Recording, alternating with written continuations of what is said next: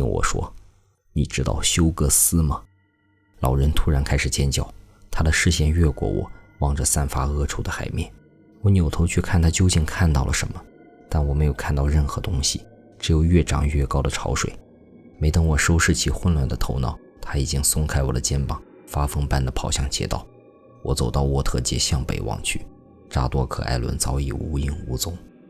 经历了这件令人心烦意乱的事情，我很难形容自己的情绪。以后我可以慢慢梳理这整个故事，从中提取出历史事实，但现在我只想将它抛诸脑后。时间已经晚得危险，我的手表显示是7点15分，而去阿卡姆的巴士8点就从镇广场出发。等来到镇广场，我发现几乎所有闲人都聚集在吉尔曼旅馆门口。领取行李的时候，他们那从不眨动的突出眼睛奇怪地盯着我。巴士来得很早，不到8点就载着3名乘客到站了。我登上车，找到先前坐过的那个座位，但还没有坐定，司机萨金特就再次出现，用格外令人厌恶的喉音嘟嘟囔囔地让我下车。他说引擎出了故障，去不了阿卡姆，今晚就在吉尔曼旅馆住一晚吧，只要跟店里说明一下情况，价格也会便宜点。没办法，都是常有的事。突如其来的变化惊得我头晕目眩，我强烈的恐惧黑暗降临在这个光线昏暗的小镇。我下车重新走进旅馆大堂，夜店服务员是个阴沉的男人，他说我可以住离顶楼差1层的428房间。房间很大，但没有自来水，房费只要1美元。尽管在纽伯里波特听过这家旅馆的不好传闻，但我还是在登记表上签字并付了1块钱，跟着这个孤僻而阴郁的家伙爬上3层嘎吱作响的楼梯，穿过积着灰尘全无生气的走廊。公共浴室位于走廊尽头，破旧的令人生畏。房间位于旅馆后侧，气氛阴森，有几件廉价家具，2扇窗户俯瞰着低矮砖墙包围下的肮脏庭院，成片破败的屋顶向西延伸，再过去则是沼泽乡野。天还没黑，我下楼走进广场，寻找能够吃饭的地方。百货店已经打烊，我只能光顾先前不愿走进的那家餐厅。店员有2个，一个是个窄脑袋的佝偻男人，眼睛一眨不眨地直盯着我，另一个是个扁鼻梁的女人，2只手厚重笨拙的难以想象。看见他们的餐点来自罐头和包装食品，我不禁松了一口气。1碗蔬菜汤和几块脆饼就足以果腹。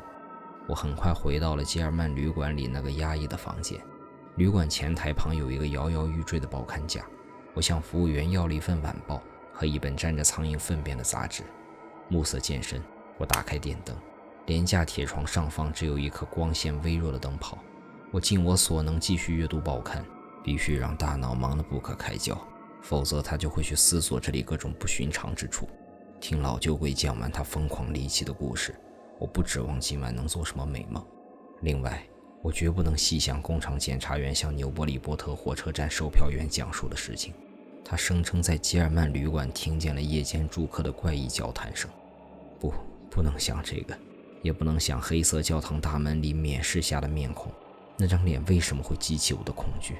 我的意识无法解释这个难题。假如这个房间不是散发着难闻的气味，我大概也会更容易让思绪远离那些令人不安的事情吧。但房间里呛人的霉味和镇上无处不在的鱼腥味可怖地混合在一起，迫使我时时刻刻想到死亡和衰败。还有一件事情也让我心生不安，那就是房门没有插销。从门板的痕迹看得出曾经装过，但最近被什么人卸掉了。我紧张地东张西望，发现衣柜上有个插销，与门板上的痕迹看起来似乎是同一个尺寸。我花了些时间将这个插销移到门上，这才松了一口气。倒不是说我真的需要它，但身处这么一个环境，任何象征着安全的东西都有备无患。通往2侧房间上的门也有插销，我同样插进了它们。我只脱掉了大衣，并从手提箱里取出便携式手电筒放到旁边。后来，与睡意毫无关系的疲惫感逐渐袭来，我关灯躺在高低不平的硬板床上。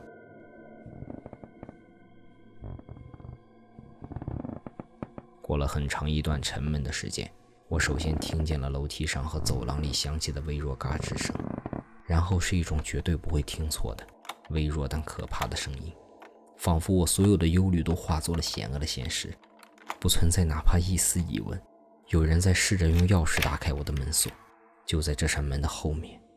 过了一会儿，小心翼翼的摸索声停止了，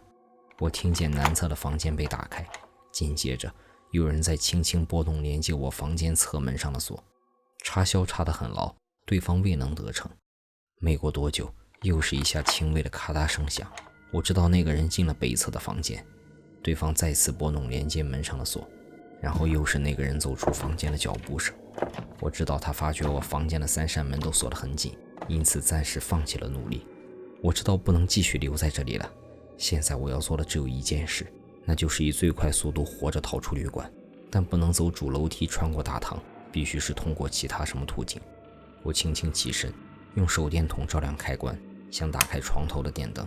但灯没有亮。我明白电源肯定是被切断了。这时我听见从楼下隐约传来脚踏地板的声响，似乎还有多个难以分辨的说话声正在交谈。听了一会儿，我不再确定那种更低沉的声音是说话声了，因为那沙哑的吠叫声和音节松散的呱呱声与我知晓的人类语言几乎没有相似之处。借着手电筒的光亮，我挑了几件必要物品塞进衣袋，戴上帽子后蹑手蹑脚地走到窗口，研究能不能从窗户爬到地面。旅馆的这一侧并没有防火楼梯，我发现从房间窗口到铺着鹅卵石的庭院是静止的3层楼高度。旅馆左右两侧都是古旧的红砖商业大楼，从我所在的4楼或许能够跳到他们的斜屋顶上，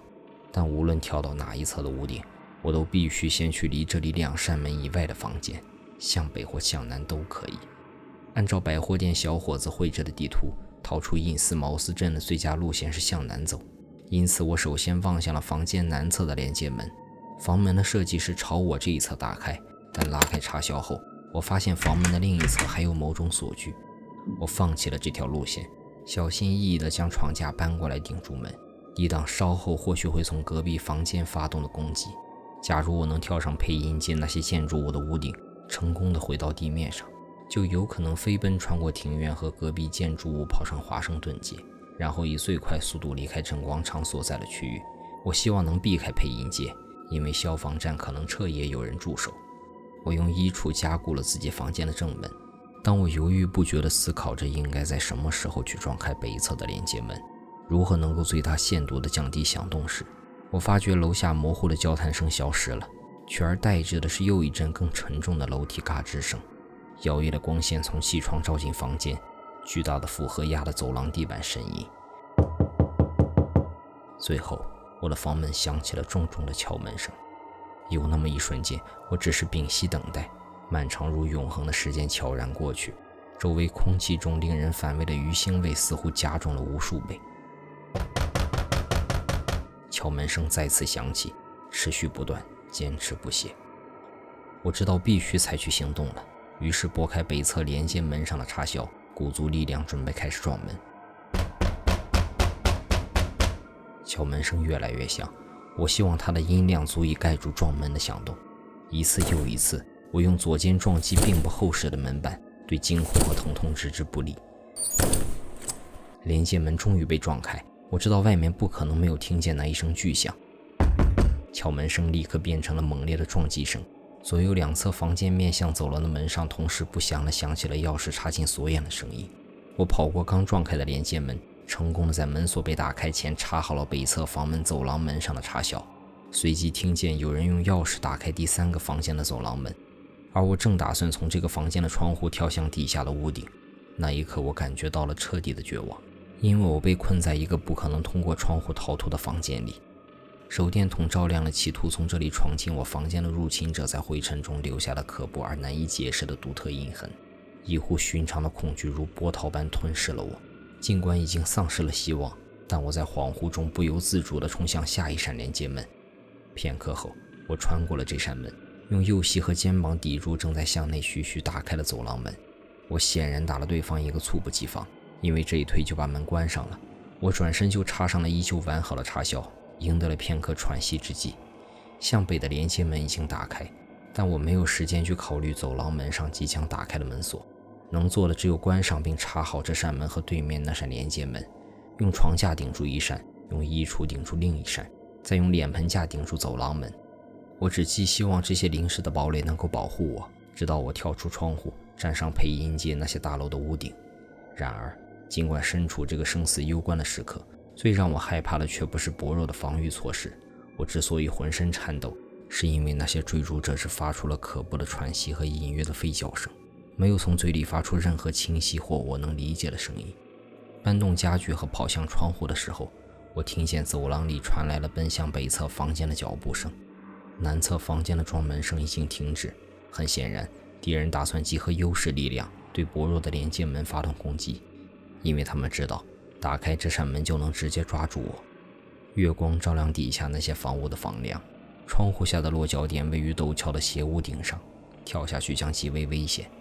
权衡情况后，我选择从2扇窗户中靠南的一扇逃生，计划落在底下屋顶向内的坡面上，然后径直奔向最近的天窗。进入那幢古老的红砖大楼后，我就必须应对敌人的追赶。一旦回到地面，我希望能靠阴影下庭院里那些门洞躲过追逐者，最终跑上华盛顿街，向南一路逃出因斯茅斯。北侧连接门上的咔嗒声响得令我胆寒。我看见薄弱的门板已经开裂，攻击者显然搬起了某种沉重的物体，将其当作工程锤使用。但床架卡得很牢，因此我还有一丝微弱的机会能够安全逃脱。打开窗户时，我发现两侧各有一条厚实的天鹅绒围帘用铜环挂在窗帘杆上，窗外还有个用于固定百叶窗的大厚挂钩。我想到了一个办法，这么做就不需要冒着危险直接跳下去了。我使劲将围帘和窗帘杆一起拽下来，把2个铜环卡在挂钩上，将围帘扔出窗户。厚实的围帘一直垂到旁边一幢大楼的屋顶上，铜环和挂钩应该能承受我的体重。在我即将跳出窗户之际，房门终于被他们破开。我顺着临时绳梯爬了下去，将充满病态恐怖的吉尔曼旅馆永远抛在了身后。